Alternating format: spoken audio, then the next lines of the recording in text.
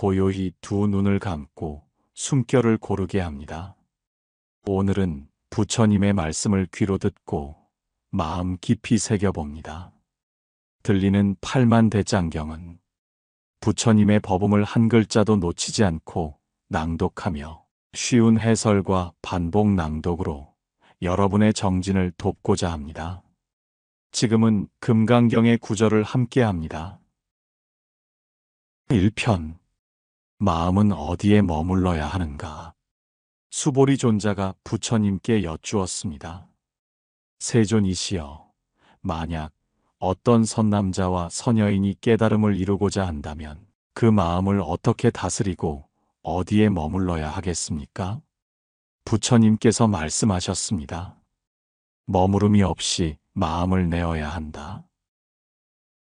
이 구절은 금강경 전체의 핵심이자 불교 수행의 가장 근본적인 지침입니다. 우리는 늘 마음을 붙잡으려 합니다. 사랑, 재물, 명예, 감정, 관계, 그 모든 것에 마음을 묶어두고 그것이 영원하기를 바라지요.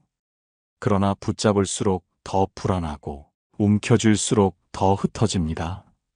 마치 손바닥에 물을 담으려 하지만 쥘수록 새어나가듯이 말입니다. 부처님은 머무름이 없는 마음을 내라고 하셨습니다. 머무름이 없다는 것은 집착하지 않는다는 뜻입니다. 특정한 대상에 얽매이지 않고 흐르는 물처럼 자유롭게 두라는 것입니다. 그러나 단순히 아무 마음도 내지 말라는 것이 아닙니다. 머무름이 없되 그 마음을 자비와 지혜를 향해 내라는 것이 부처님의 가르침입니다. 이 구절을 반복해 봅니다. 응무소주 이생기심, 응무소주 이생기심, 응무소주 이생기심.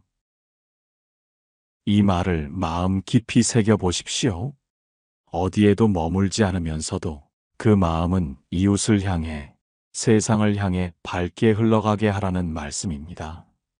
일상 속에서 우리는 많은 순간 집착을 경험합니다. 아이의 성적, 직장의 성과, 관계에서의 인정.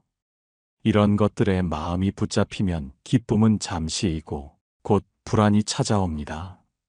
그러나 응무소주의 가르침을 기억하면 결과에 매이지 않고 과정 속에서 기쁨을 발견할 수 있습니다. 아이가 공부하는 그 순간의 노력 자체가 소중하고 내가 맡은 일에 정성을 다하는 순간이 이미 완성입니다. 머무름이 없는 마음은 무심이 아니라 가장 큰 자비의 마음입니다. 집착이 사라져야 참된 자비가 싹트기 때문입니다. 집착은 내 마음을 좁게 만들지만 무집착은 마음을 열어 모든 중생을 담게 합니다. 그러므로 오늘의 수행은 이렇게 정리할 수 있습니다. 나는 머무르지 않되 자비의 마음을 낸다. 나는 집착하지 않되 지혜의 마음을 낸다. 작은 순간부터 실천해 보십시오. 오늘 누군가에게 미소를 건네는 마음, 상대방을 이해하려는 마음, 그것이 머무름 없는 마음의 시작입니다. 그 작은 발걸음이 곧 깨달음의 문으로 이어집니다. 2편. 모든 상은 허망하다. 부처님께서 말씀하셨습니다. 범소유상 계시허망, 여몽환 포영. 즉, 이 세상에 존재하는 모든 상은 본래 허망한 것이니 꿈과 같고 환영과 같으며 물거품과 같다는 뜻입니다. 우리가 살아가면서 눈으로 보고 귀로 듣고 마음으로 붙잡는 온갖 형상과 현상들은 늘 변하고 사라집니다. 젊음은 늙음으로 바뀌고 건강은 병들므로 바뀌며 사랑은 집착과 갈등으로 변하기도 합니다. 그때 우리는 흔히 이렇게 말합니다. 왜 이렇게 되었을까? 왜 사라지고 마는 것일까? 그러나 부처님께서는 이미 그 답을 말씀하셨습니다. 모든 것은 덧없고 허망하며 순간적으로 스쳐 지나가는 인연의 그림자일 뿐이라고요. 이 말씀을 마음에 새기며 반복합니다. 모든 것은 꿈과 같다. 모든 것은 환영과 같다. 모든 것은 물거품과 같다. 꿈은 현실처럼 느껴지지만 깨어나면 흔적조차 남지 않습니다. 환영은 있는 듯 보이지만 가까이 다가가면 사라집니다. 물거품은 잠시 반짝이다가 이내 꺼져버립니다. 우리의 욕망과 두려움, 성취와 상실도 이와 다르지 않습니다. 그러나 이것을 허무로만 받아들일 필요는 없습니다. 오히려 무상의 가르침은 지금 이 순간을 더욱 귀하게 살아가라는 지혜입니다. 영원히 남지 않기에 지금 이 만남이, 지금 이 인연이, 지금 이 숨이 가장 소중한 것입니다. 형상에 집착하면 괴로움이 따릅니다. 젊음을 붙잡으려 하면 노화가 괴롭고, 재물을 붙잡으려 하면 잃을까 두렵고, 사랑을 붙잡으려 하면 집착과 불안이 따라옵니다. 그러나 모든 것이 허망하다는 사실을 깨닫는다면 우리는 비로소 자유로워질 수 있습니다. 허망하기에 집착할 필요가 없고 덧없기에 지금 이 순간에 충실할 수 있습니다. 부처님은 무상의 진리를 통해 우리에게 해탈의 길을 보여주십니다. 모든 상이 허망함을 알면 더 이상 그것에 얽매이지 않습니다. 그리고 얽매이지 않으면 고통에서 벗어나게 됩니다. 오늘의 수행은 이렇게 정리할 수 있습니다. 나는 모든 것이 허망함을 압니다. 그러므로 집착하지 않고 지금 이 순간을 감사히 살아갑니다. 이 깨달음이야말로 자유와 평안의 시작이며 무상을 보는 지혜가 곧 해탈의 문입니다. 3편 보살의 참된 공덕. 부처님께서 말씀하셨습니다. 보살은 상에 머물지 않고 보시해야 한다. 여기서 상이란 내가 주었다는 생각, 남이 받았다는 생각, 주고받은 대상이 있다는 생각을 말합니다. 우리는 흔히 좋은 일을 하면서도 마음속으로 이런 집착을 품습니다. 내가 베풀었다. 저 사람이 고마워해야 한다. 언젠가는 나에게 돌아오겠지. 그러나 부처님께서는 그것이 곧 공덕을 가볍게 만드는 뿌리라고 하셨습니다. 보시란 단순히 재물을 나누는 것이 아닙니다. 미소 한 번, 따뜻한 위로의 말 한마디, 마음을 담은 기도 또한 보시입니다. 부모가 자녀를 위해 흘린 눈물, 누군가의 아픔을 대신 짊어진 마음, 그 또한 가장 큰 보시입니다. 그러나 이때조차 내가 했다는 집착이 끼어들면 보시의 힘은 줄어들고 맙니다. 이 말씀을 마음에 새기며 반복합니다. 응무소주 이행보시, 응무소주 이행보시, 응무소주 이행보시. 즉, 머무름 없이 보시하라는 가르침입니다. 내가 했다는 집착을 버리고 오직 자비로움만 남을 때 그 보시는 한량없는 공덕을 낳습니다. 세상에는 크게 두 가지 보시가 있습니다. 첫째는 물질의 보시, 둘째는 법의 보시입니다. 물질은 한 번 쓰면 줄어들지만 법과 지혜를 나누는 보시는 나눌수록 더 커지고 깊어집니다. 예를 들어 부모가 자녀에게 물질만 남겨주면 언젠가는 다 쓰고 없어지지만 바른 길과 지혜를 가르쳐주면 그 삶은 끝없이 풍요로워집니다. 또한 작은 보시라 할지라도 집착 없이 베풀면 그 복은 무한히 확장됩니다. 길을 가다 무심코 내민 따뜻한 손길, 쓰러진 이를 부축한 순간의 자비, 아무 대가를 바라지 않은 미소 하나가 누군가의 생을 바꾸기도 합니다. 부처님은 말씀하셨습니다. 만일 보살이 상에 머물지 않고 보시한다면 그 공덕은 허공과도 같아서 끝이 없으리라. 허공에는 경계가 없듯 집착 없는 보시의 공덕 또한 헤아릴 수 없습니다. 그러므로 오늘 우리는 이렇게 발언해야 합니다. 제가 행한 작은 보시가 탐욕으로 물들지 않게 하소서. 제가 행한 선한 마음이 집착으로 오염되지 않게 하소서.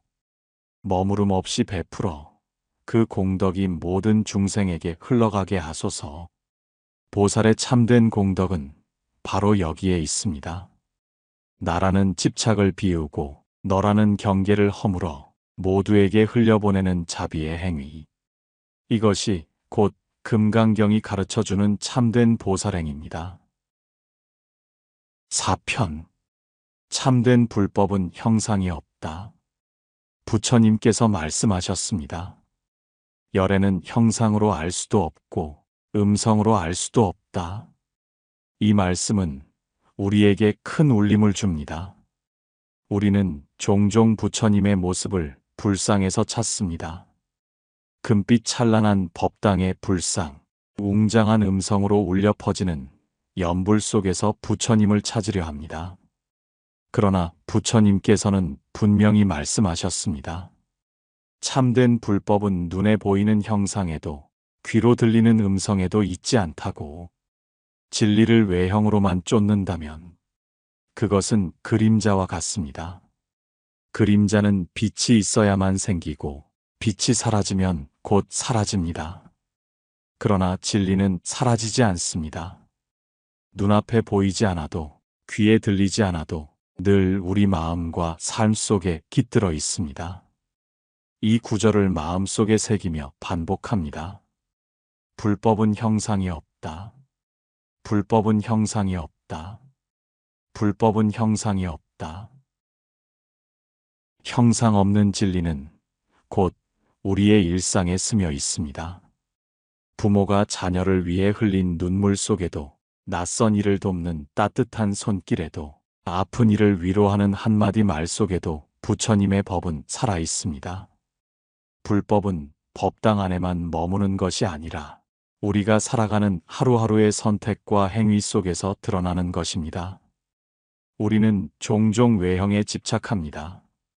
큰 절에 가야 기도가 통할 것이라 믿고 화려한 불상을 모셔야 부처님께서 기뻐하신다고 생각합니다. 그러나 부처님은 외형을 원하시는 분이 아닙니다. 진실한 마음, 자비로운 행, 깨끗한 서원이 곧 불법입니다. 부처님은 형상이 아니라 가르침과 실천 속에서 만나는 분입니다. 우리가 탐욕을 줄이고 성냄을 다스리고 어리석음을 깨닫는 그 순간, 부처님은 우리와 함께 하십니다. 그러므로 오늘 우리는 이렇게 발언해야 합니다. 부처님, 저의 눈에 보이는 것에만 집착하지 않게 하소서. 소리에만 의지하지 않고 오직 가르침과 실천 속에서 당신을 만나게 하소서. 내 마음 속에 자비와 지혜를 키워 진리를 따르게 하소서. 참된 불법은 형상이 없고 음성이 없습니다. 그러나 그 무형의 진리는 모든 것을 감싸 안고 있습니다. 바람이 보이지 않아도 나무를 흔들 듯 불법은 보이지 않아도 우리의 삶을 흔들어 깨우고 올바른 길로 이끕니다. 5편. 크고 작은 복의 차이. 부처님께서 말씀하셨습니다. 보살이 법을 설하는 공덕은 헤아릴 수 없다. 작은 보시의 공덕도 귀합니다. 굶주린 이에게 쌀 한 줌을 나누고 목마른 이에게 물 한 잔을 건네는 행위는 그대로 복의 씨앗이 됩니다. 그러나 부처님께서는 법을 설하는 공덕이 더욱 크다고 하셨습니다. 왜냐하면 물질에 보시는 순간에 그치지만 법을 전하는 보시는 마음을 깨우고 삶의 길을 바꾸기 때문입니다. 예를 들어 한 아이에게 빵을 주면 하루의 허기를 면할 수 있습니다. 그러나 올바른 길을 알려주면 그 아이는 평생을 바른 삶으로 살아가며 또 다른 이들에게도 선한 영향을 끼칩니다. 이처럼 법을 전하는 복은 헤아릴 수 없이 넓고 깊습니다. 이 구절을 마음속에 새기며 반복합니다. 법을 설하는 복은 한량 없다. 법을 설하는 복은 한량 없다. 법을 설하는 복은 한량 없다. 여기서 법을 설한다는 것은 단지 법문을 하는 스님들만의 일이 아닙니다. 부모가 자녀에게 바른 말을 들려주는 것도, 이웃에게 따뜻한 위로를 전하는 것도, 삶의 자리에서 진실한 행동으로 모범을 보이는 것도 모두 법을 설하는 행위입니다. 진리는 글과 말로만 전해지는 것이 아니라 삶 자체를 통해 드러납니다. 부모가 기도하는 마음은 자식에게 전해집니다. 부모가 욕심을 줄이고 감사함을 배우면 자식도 자연스레 그 길을 따라갑니다. 이는 곧 가르침이 전해지는 모습이며 작은 말과 행동 속에 법을 설하는 공덕이 숨어 있는 것입니다. 그러므로 오늘 우리는 이렇게 발언해야 합니다. 부처님, 저의 입으로는 거짓을 말하지 않고 마음으로는 바른 뜻을 품으며 몸으로는 자비로운 행을 실천하게 하소서. 이 모든 행위가 곧 법을 전하는 복이 되게 하소서. 작은 보시의 복도 귀하지만 법을 나누는 복은 세상 끝까지 이어집니다. 한 사람의 올바른 말이 또 다른 사람의 삶을 바꾸고 그 변화가 다시 세상으로 번져나갑니다. 그리하여 크고 작은 복은 결국 하나로 이어져 우리 모두의 길을 밝히는 빛이 됩니다. 6편. 열애는 진실한 말씀만 하신다. 부처님께서 말씀하셨습니다. 열애는 참된 말, 진실한 말, 속이지 않는 말만 하느니라. 세상에는 많은 말이 있습니다. 때로는 달콤하지만 속이 빈 말도 있고, 때로는 날카롭지만 진실을 드러내는 말도 있습니다. 그러나 부처님의 말씀은 결코 헛되지 않습니다. 그 말씀은 중생의 이익을 위한 진리이며 고통을 덜어내고 지혜를 밝히는 길입니다. 우리가 평생 들어야 할 말은 진실한 말입니다. 부처님의 말씀은 듣는 순간에는 엄격하게 느껴질지라도 시간이 흐르면 마음을 고요하게 만들고 삶을 바꿉니다. 그것은 단순한 위로나 거칠애가 아니라 뿌리를 바로잡아 세상을 새롭게 보는 힘을 줍니다. 이 구절을 마음속에 새기며 반복합니다. 열애의 말씀은 진실하다. 열애의 말씀은 진실하다. 열애의 말씀은 진실하다. 진실한 말은 마음을 꿰뚫습니다.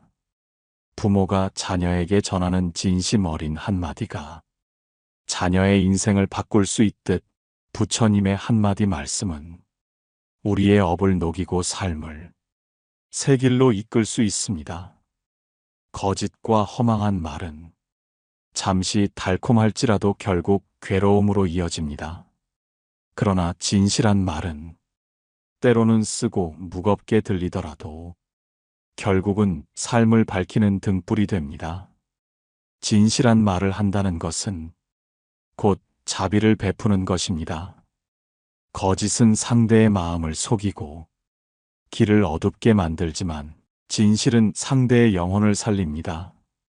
부처님의 말씀을 따르는 삶이란 늘 진실을 말하고 그 말 속에 자비와 지혜를 담는 것입니다. 그러므로 우리는 이렇게 발언해야 합니다. 부처님, 저의 입에서 나오는 말이 언제나 진실되게 하소서. 누군가를 아프게 하는 말이 아니라 위로하고 일깨우는 말이 되게 하소서. 탐욕과 분노에서 나오는 말이 아니라 자비와 평정에서 나오는 말이 되게 하소서. 열애의 말씀은 결코 흔들리지 않는 진리입니다. 우리가 그 말씀을 가슴에 새기고 따라 살아갈 때 우리 또한 거짓 없는 삶, 진실한 마음을 가진 사람이 됩니다. 진실한 말 한마디가 중생의 삶을 바꾸듯 우리의 작은 진실이 세상에 큰 울림이 됩니다. 7편. 불가사의한 공덕. 부처님께서 말씀하셨습니다. 금강경의 한 구절만이라도 지니면 무량한 복을 얻으리라. 경전의 한마디 말이 어떻게 그렇게 큰 힘을 지닐 수 있을까요? 우리는 의심할 수 있습니다. 그러나 생각해 보십시오. 작은 불씨 하나가 온 산을 밝히듯 지혜의 한 구절은 사람의 마음을 뒤흔들고 삶의 방향을 바꾸는 힘을 갖습니다. 삶은 때때로 길을 잃은 듯 막막합니다. 그럴 때 짧은 한마디의 가르침이 길을 보여줍니다. 응무소주 이생기심, 머무름 없이 마음을 내라. 이 한 구절만 깊이 새겨도 우리는 집착에서 벗어나고 자유로움을 맛볼 수 있습니다. 이 구절을 3번 마음속에 되뇌어 보십시오. 한 구절만 지녀도 무량한 복을 얻는다. 한 구절만 지녀도 무량한 복을 얻는다. 한 구절만 지녀도 무량한 복을 얻는다. 불가사의하다는 것은 이성으로 다 헤아릴 수 없다는 뜻입니다. 왜냐하면 경전의 한 구절은 단순한 글자가 아니라 부처님의 깨달음이 응축된 씨앗이기 때문입니다. 그 씨앗이 마음에 심어지면 때가 되면 반드시 꽃을 피우고 열매를 맺습니다. 어떤 이는 절망 가운데서 이 구절을 듣고 죽음을 넘어서는 용기를 얻었습니다. 또 어떤 이는 괴로움 속에서 이 한마디에 붙잡혀 다시 일어설 힘을 얻었습니다. 짧은 한 구절이라도 진실하게 믿고 실천하면 삶을 구하는 방편이 되는 것입니다.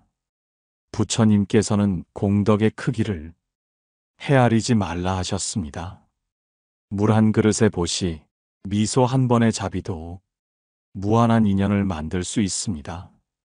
하물며 지혜의 말씀을 새기고 살아가는 이는 그 공덕을 가늠할 수 없습니다. 그러므로 우리는 마음에 새겨야 합니다. 짧은 한 구절이라도 결코 가볍게 여기지 말라. 한 줄 경전이 사람을 구하고 가정을 살리며 세상을 밝히는 등불이 됩니다. 실천 없는 공부가 아니라 가슴에 새기는 공부가 진정한 공덕을 부릅니다. 오늘도 이 구절을 기억하십시오. 한 구절만 지녀도 무량한 복을 얻는다.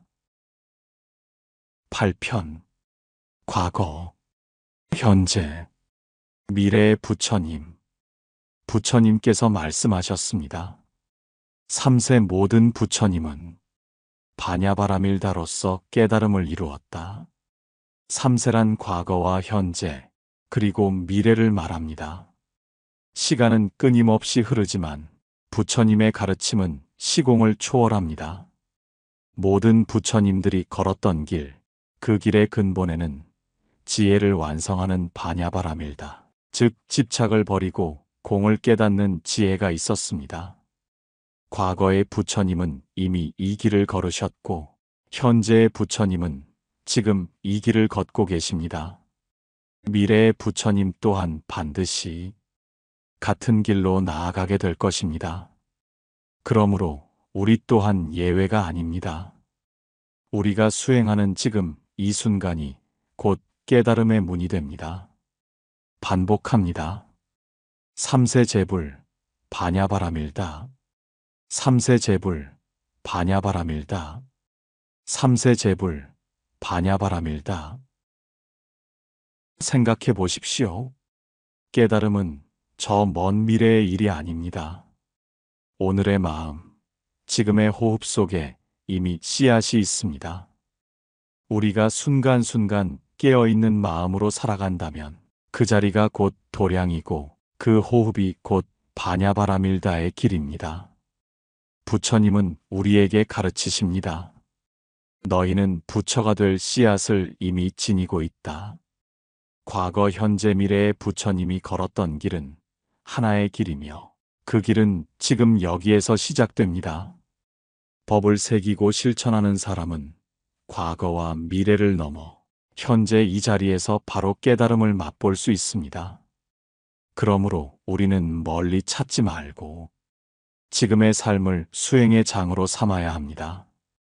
아이를 돌보는 순간에도, 일을 하는 순간에도, 누군가와 대화하는 순간에도 마음을 맑히고 지혜를 내면 그것이 곧 바냐바라밀다의 길입니다. 오늘도 마음속으로 되새기십시오.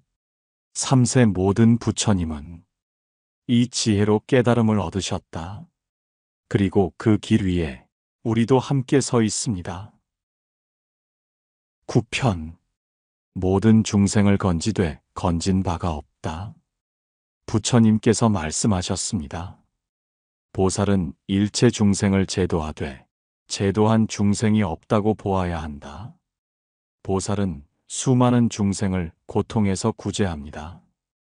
그러나 마음속에 내가 구했다는 집착이 남아있으면 그 자비는 온전하지 못합니다.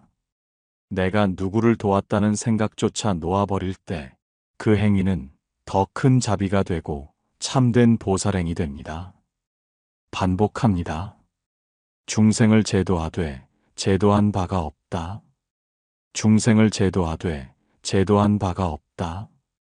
중생을 제도하되 제도한 바가 없다. 이 구절은 우리에게 깊은 성찰을 요구합니다. 우리는 누군가를 도울 때 은연중에 보답을 기대합니다. 내가 이렇게 했으니 알아주겠지라는 마음이 일어나지 않습니까? 그러나 부처님은 그 마음마저 놓으라고 하십니다. 그것이 바로 무아의 자비입니다. 무아의 자비는 나와 남의 경계를 허물고 모두를 한 생명으로 바라보는 것입니다. 내가 돕는 것이 아니라 모든 존재가 서로 돕고 있다는 사실을 깨닫는 것입니다. 이 가르침은 우리 일상에도 그대로 적용됩니다. 부모가 자식을 돌볼 때 내가 너를 키웠다는 마음이 아니라 이 인연 속에서 함께 성장했다는 자각이 필요합니다. 이웃을 돕는 일도 마찬가지입니다. 내가 베푸는 것이 아니라 본래 하나이기에 흘려보내는 것입니다. 부처님께서는 이렇게 말씀하셨습니다. 보살이 중생을 제도한다 하더라도 거기에 중생이 없음을 알아야 한다. 이 말은 자비의 실천이 공의 지혜와 하나 될 때 무한한 힘을 가진다는 뜻입니다. 여러분, 기억하십시오. 진정한 자비는 소유가 아니라 비움에서 나옵니다. 내가 도왔다고 붙잡지 말고 흘러가게 하십시오. 그럴 때 그 자비는 강물처럼 끊임없이 흘러 나도 살리고 남도 살리며 세상을 밝히게 됩니다. 오늘도 마음속으로 다짐하십시오. 중생을 제도하되 제도한 바가 없다. 이 구절이 곧 무아의 자비요 참된 보살행의 길입니다. 10편 끝없는 서원, 끝없는 지혜. 부처님께서 말씀하셨습니다. 원하소득 공덕, 보급어 일체. 내가 닦은 모든 공덕을 일체 중생에게 돌리기를 원한다. 수행의 끝은 언제나 회향입니다. 내가 얻은 복과 지혜를 홀로 간직하는 것이 아니라 모든 이들과 나누는 것. 그것이 보살의 서원이며 깨달음의 완성입니다. 반복합니다. 공덕을 회향하여 모두에게 흘러가게 하라. 공덕을 회향하여 모두에게 흘러가게 하라. 공덕을 회향하여 모두에게 흘러가게 하라. 우리는 흔히 복을 나만의 것으로 여기고 지키려 합니다. 그러나 부처님은 말씀하십니다. 복은 움켜쥐면 작아지고 나누면 무한히 커진다. 부모의 기도가 자식에게 복이 되고 자식의 선행이 다시 부모에게 돌아오는 것처럼 회향은 돌고 돌아 모두를 살립니다. 이 가르침은 삶의 방향을 바꿔줍니다. 내 노력과 선행을 내 자녀에게, 가정에, 이웃과 세상에 흘려보낼 때 그 공덕은 마치 강물이 바다로 모이듯 끝없이 확장됩니다. 그것이 바로 끝없는 서원입니다. 여러분, 작은 실천도 회향하면 무한한 힘이 됩니다. 오늘 드린 기도를 조상님께 회향하면 그분들의 업장이 풀리고 후손에게 맑은 복이 이어집니다. 나의 선근을 중생에게 회향하면 세상이 조금 더 따뜻해집니다. 부처님께서는 거듭 말씀하셨습니다.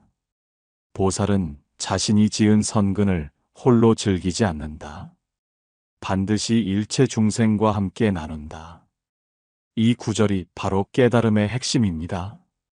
여러분, 오늘도 마음으로 다짐하십시오. 내가 얻은 복과 지혜를 모두에게 회양하리라. 이 서원 속에서 자비는 깊어지고 지혜는 더욱 밝아집니다. 끝없는 서원이 곧 끝없는 지혜입니다. 오늘 함께한 금강경 낭독이 여러분의 마음에 잔잔한 물결이 되어 고요와 지혜를 심어드렸기를 바랍니다. 부처님의 말씀은 먼 곳에 있지 않습니다. 지금 이 순간 내 호흡과 마음 속에서 자비와 지혜로 살아가라 속삭입니다. 이 채널은 부처님의 가르침을 고요히 들려드리는 작은 도량입니다.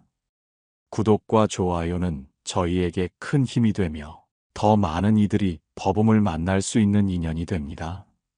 늘 평안하시길 기원합니다. 나무아미타불, 나무관세음보살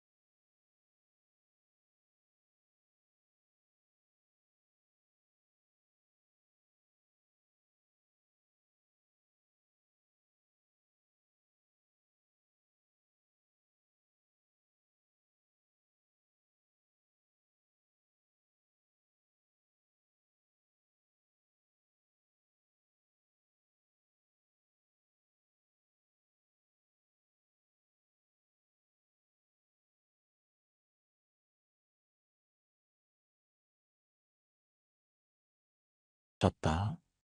과거의 인연은 풀리지 않으면 다시 이어지고 풀리면 맑은 복으로 변한다. 그러므로 자식을 만남은 곧 인연을 풀 기회다. 그대여 기억하라. 자식은 나의 소유가 아니다. 자식은 전생의 인연이 맺어준 손님이며 내 삶에 잠시 머물다 자기 길을 갈 존재다. 그대가 집착하면 인연은 다시 업이 되고 그대가 자비로 바라보면 인연은 복이 된다.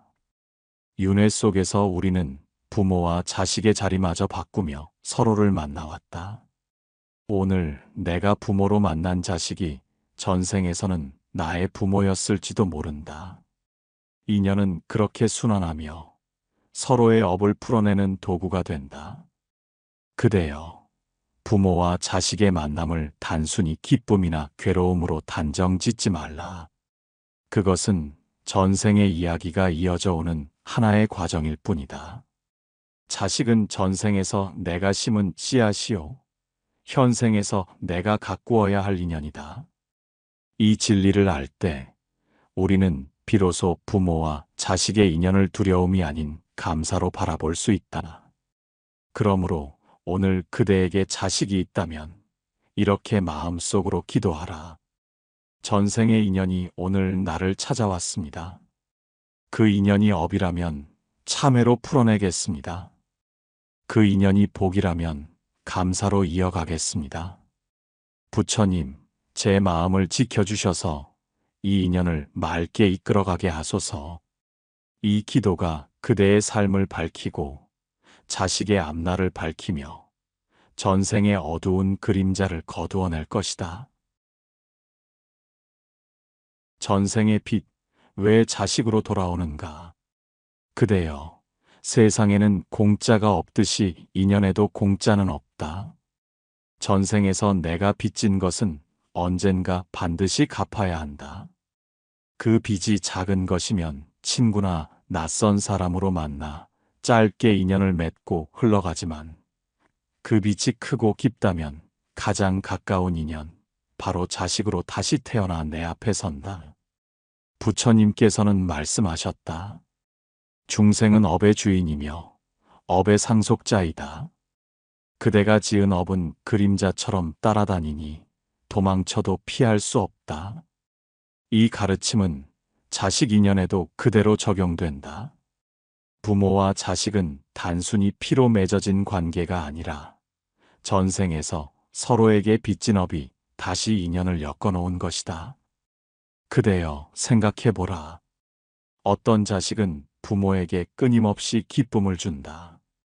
그 자식은 전생에서 부모에게 큰 은혜를 입고 다시 태어나 보답하려 오는 것이다. 반대로 어떤 자식은 평생 부모의 마음을 괴롭힌다.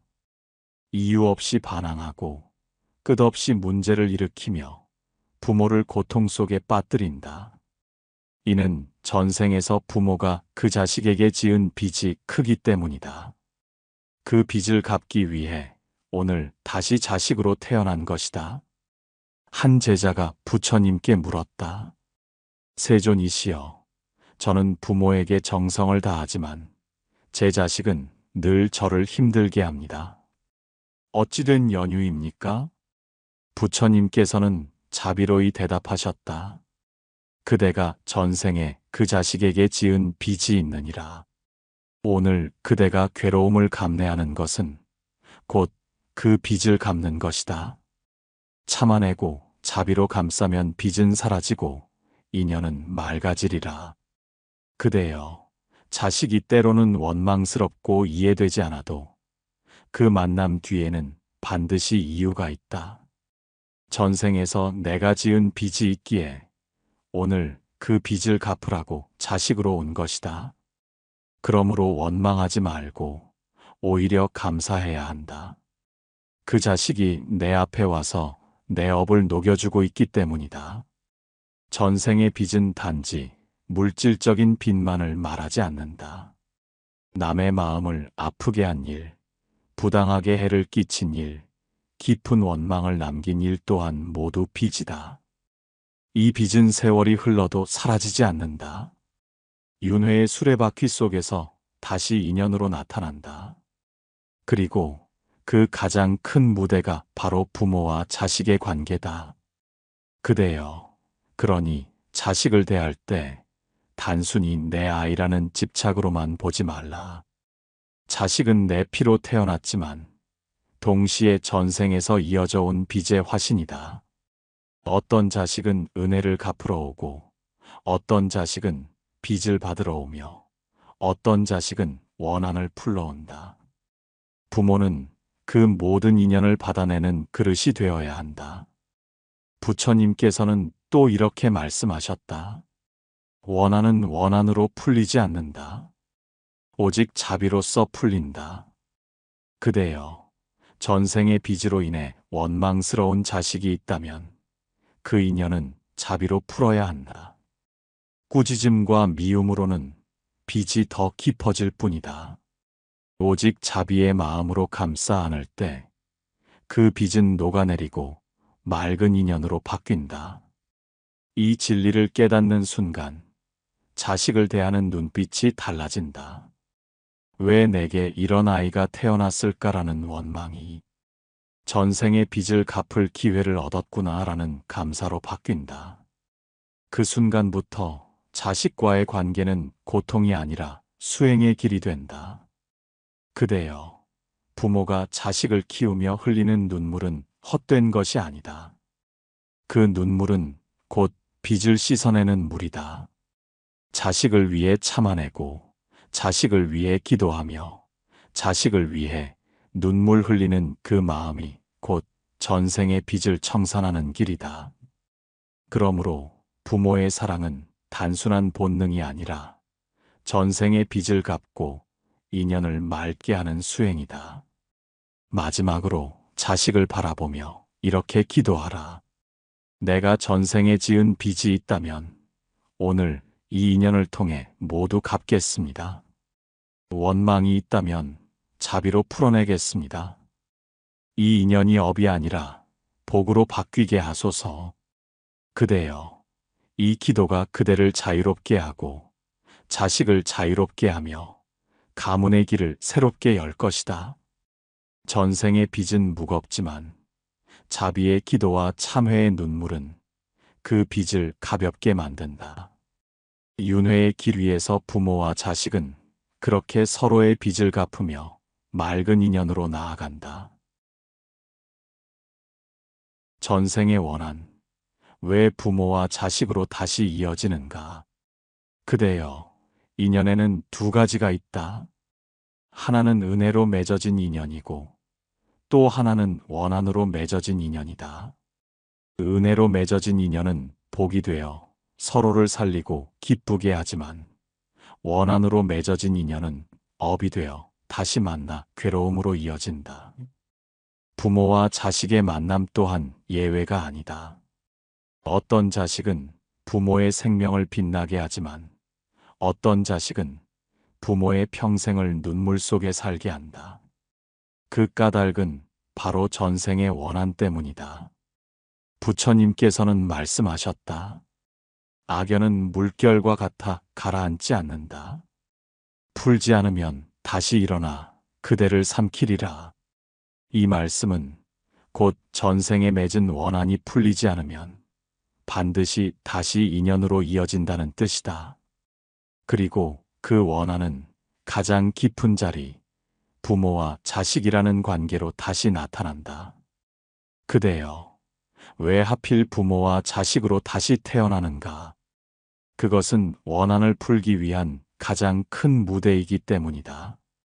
부모와 자식은 결코 떨어질 수 없는 관계다. 멀리 도망치고 싶어도 피할 수 없고, 원망하고 싶어도 결국 책임져야 하는 인연이다. 그러므로 전생의 원한이 크면 그 인연은 부모와 자식으로 다시 태어나 서로를 마주하게 된다. 현생에서 부모와 자식 간의 갈등이 깊고 도저히 이해되지 않는 미움이 반복된다면 그 뿌리는 전생의 원한일 수 있다. 자식이 부모를 거스르고 부모가 자식을 감당하기 어려워하는 이유는 단순한 성격의 문제가 아니다. 그것은 전생에서 맺은 원한의 매듭이 아직 풀리지 않았기 때문이다. 부처님께서는 또 이렇게 말씀하셨다. 원한은 칼과 같아 그대를 베고 독과 같아 그대를 병들게 한다. 그러나 자비로 품으면 칼은 꽃이 되고 독은 약이 된다. 그렇다. 전생의 원한을 푸는 길은 오직 자비뿐이다. 미움으로 맞서면 원한은 더욱 깊어지고 다시 다음 생에 이어진다. 그러나 자비로 감싸 안으면 원한은 녹아내리고 인연은 복으로 바뀐다. 그대여, 부모와 자식 사이에 도무지 풀리지 않는 갈등이 있다면 이렇게 기도하라. 부처님, 전생에서 맺은 원한이 있다면 이 생에서 풀게 하소서. 미움이 있다면 자비로 바꾸게 하소서. 이 인연이 다시는 업으로 이어지지 않고 복으로 맑아지게 하소서. 이 기도가 바로 원한을 끊고 인연을 정화하는 첫걸음이다. 또한 부모는 자식을 원망하지 말고 자식은 부모를 탓하지 말아야 한다. 왜냐하면 서로가 원한의 인연으로 다시 만난 까닭은 원망을 이어가라는 것이 아니라 그 원망을 풀라는 뜻이기 때문이다. 그러므로 부모가 자식을 감싸 안을 때 전생의 원한이 풀리고 자식이 부모에게 효를 다할 때 그 인연은 맑아진다. 그대여, 인생은 단 한 생으로 끝나지 않는다. 전생의 업이 오늘을 만들고 오늘의 업이 내일을 만든다. 전생의 원한을 현생에서 풀지 못하면 그 원한은 다시 다음 생에 이어져 또 다른 괴로움으로 나타난다.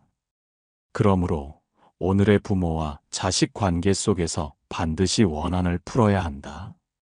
그것이 업을 끊는 길이며 새로운 삶을 여는 길이다. 혹여 자식이 부모에게 평생 아픔을 주더라도 그것을 원망하지 말라.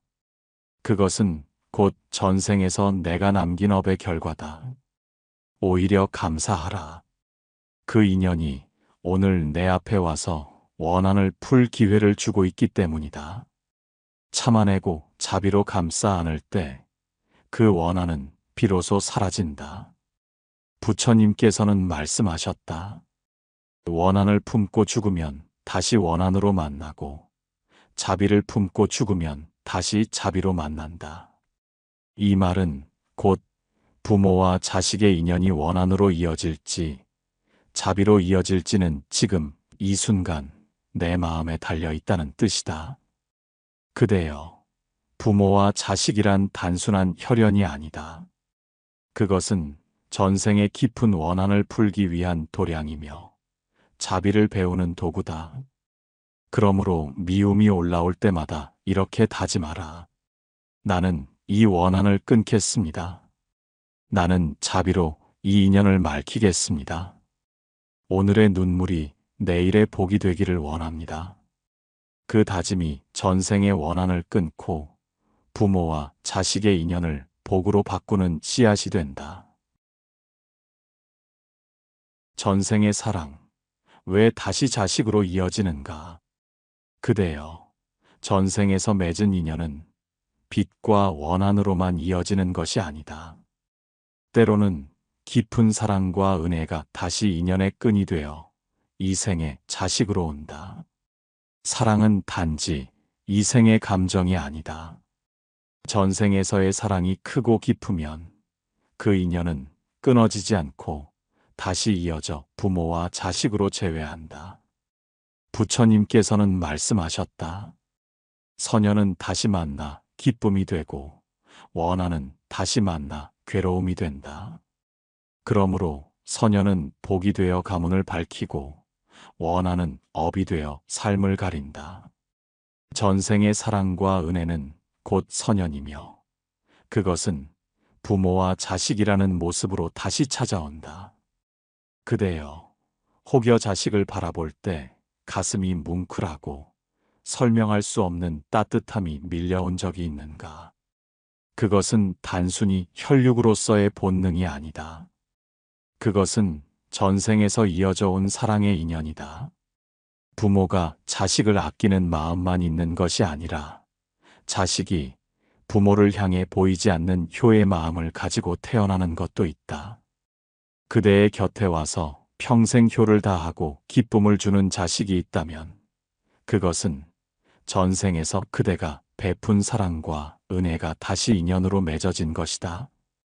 한 제자가 부처님께 여쭈었다. 세존이시여, 어떤 자식은 부모를 모시며 효를 다하고 부모의 삶을 꽃 피우게 하는데 그 까닭이 무엇입니까? 부처님께서는 자비롭게 말씀하셨다. 그대가 전생에 베푼 사랑과 은혜가 크기 때문이다. 은혜는 다시 은혜로 돌아오고 사랑은 다시 사랑으로 돌아온다. 그러므로 자식으로 태어나 그대의 곁을 밝히는 것이다. 그대여, 부모와 자식의 인연은 단순히 업의 갚음만은 아니다. 전생에서 맺은 사랑이 다시 이어져 자식으로 오는 경우 그 자식은 부모의 삶을 돕고 집안을 기쁘게 하며 부모의 노년을 따뜻하게 감싸준다. 이것은 결코 우연이 아니다. 그것은 전생에서 내가 베푼 선연의 결실이다. 사람들은 흔히 전생을 두려움과 업보로만 생각한다. 그러나 전생에는 분명히 사랑의 기록도 남아있다. 내가 누군가를 깊이 사랑하고 아꼈던 마음은 결코 사라지지 않고 새로운 생으로 이어진다. 그 사랑이 자식으로 태어나 다시 내 곁에 오는 것이다. 그러므로 자식은 전생의 사랑이 흘러온 결과이며 부모는 그 사랑을 다시 가꾸어야 할 책임이 있다. 그대여, 전생의 사랑으로 태어난 자식이라 하여 집착해서는 안 된다. 사랑은 맑게 흘러야지 집착으로 묶이면 다시 업이 된다. 부처님께서는 말씀하셨다. 사랑은 자비로 맑아지지만 집착은 욕망이 되어 업이 된다. 그대가 자식을 향한 사랑을 집착으로 변질시키면 전생의 선연은 다시 업으로 변해버린다. 그러므로 전생의 사랑으로 만난 자식이라면 더더욱 자비로 바라보고 맑은 사랑으로 기도해야 한다. 그대여, 부모가 자식을 통해 다시 배우는 것은 단순히 사랑이 아니다. 그것은 자비의 확장이다. 전생에서 내가 한 사람을 사랑한 마음은 현생에서 자식을 통해 더 큰 자비로 자라난다. 자식을 키우는 일은 나를 닦는 일이고 사랑을 집착이 아닌 자비로 승화시키는 수행이다. 이것이 전생의 사랑이 부모와 자식으로 다시 이어지는 깊은 까닭이다. 그대여, 자식을 볼 때마다 이렇게 기도하라. 이 아이가 전생에서 맺은 사랑의 인연이라면 그 사랑을 집착이 아닌 자비로 키워가겠습니다. 이 아이가 전생에서 받은 은혜의 결실이라면 그 은혜를 감사로 지켜가겠습니다. 부처님, 제 마음을 맑게 하셔서 이 사랑이 업이 되지 않고 복으로 이어지게 하소서. 이 기도는 전생의 사랑을 맑히고 부모와 자식의 인연을 복되게 이어준다. 전생의 사랑은 현생에서 자식으로 다시 태어나 부모를 돕고 부모는 그 사랑을 자비로 키워가며 새로운 복을 짓는다. 이것이 바로 전생의 사랑이 부모와 자식으로 이어지는 이유다. 그대여, 기억하라. 자식은 단순히 나의 분신이 아니다. 자식은 전생에서 내가 베푼 사랑의 결과이며 동시에 내가 자비를 배워야 할 스승이다. 그대가 자식을 통해 사랑을 자비로 승화시킬 때 그 인연은 다시는 끊어지지 않고 영원히 맑은 복으로 이어지리라. 전생의 인연을 맺은 자식, 어떻게 살아가야 하는가? 그대여, 이제 우리는 부모와 자식의 관계가 단순한 혈연이 아니라 전생에서 맺어진 깊은 인연임을 알게 되었다. 어떤 자식은 은혜를 갚으러 오고 어떤 자식은 빚을 받으러 오며 또 어떤 자식은 원한을 풀러오고 어떤 자식은 사랑을 이어오기도 한다. 그렇다면 질문은 하나다.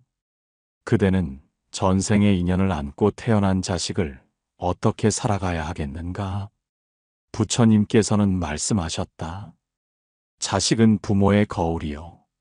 부모는 자식의 뿌리다. 거울을 닦지 않으면 탁해지고 뿌리를 가꾸지 않으면 마른다.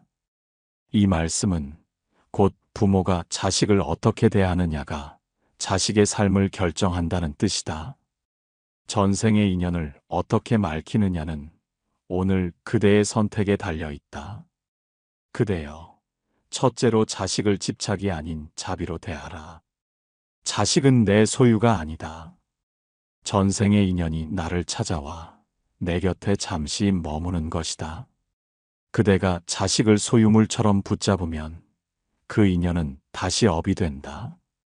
그러나 자비로 바라보고 자유롭게 길을 걷게 하면 그 인연은 복으로 맑아진다. 둘째로 자식을 통해 참회의 수행을 하라. 혹여 자식이 그대를 힘들게 한다면 그것은 전생의 빚을 갚으라는 뜻이다. 원망하지 말고 참회하라.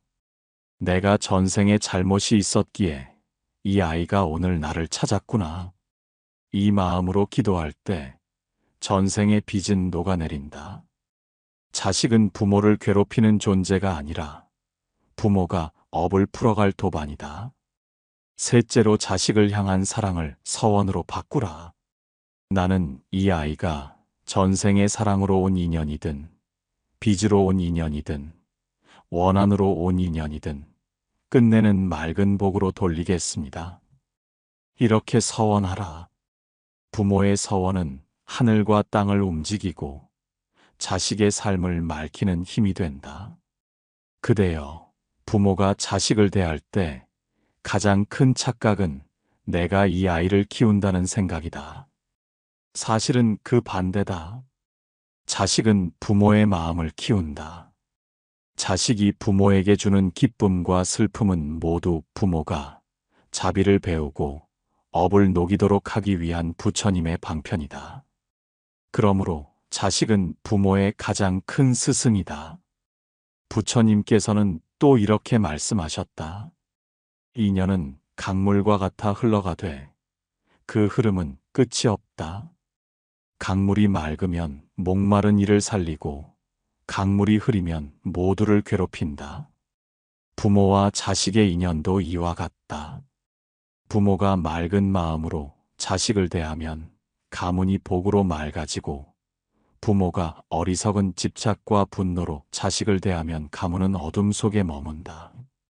그대여, 전생의 인연을 맺은 자식을 대하는 길은 결국 나 자신을 닦는 길이다. 부모가 먼저 참회하고 부모가 먼저 자비를 행할 때 자식은 자연스레 맑아진다. 반대로 부모가 탐욕과 분노에 사로잡히면 자식은 그 그림자를 고스란히 이어받는다. 그러므로 부모의 수행은 곧 자식의 복이고 부모의 기도는 곧 자식의 길이다.